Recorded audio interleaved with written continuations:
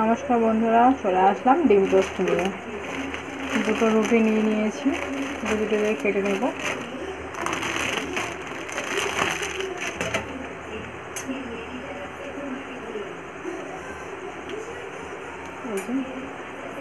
আর দুটো ডিম নিয়েছি, অল্প একটু লবণ নিয়েছি, যেহেতু বাচ্চা খাবে ওই জন্য লঙ্কা পেঁয়াজ নেব না।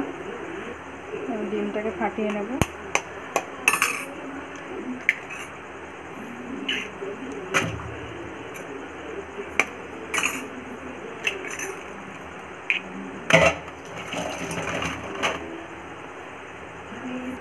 এবার রুটিগুলো হালকা করে একটু সেঁকে নেব।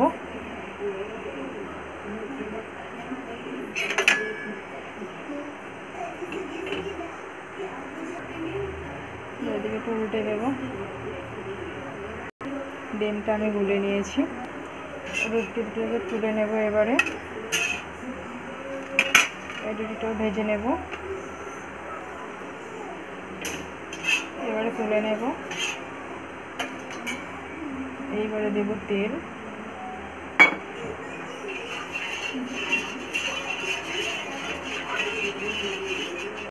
এবারে একটু ডিম দিয়ে দেব,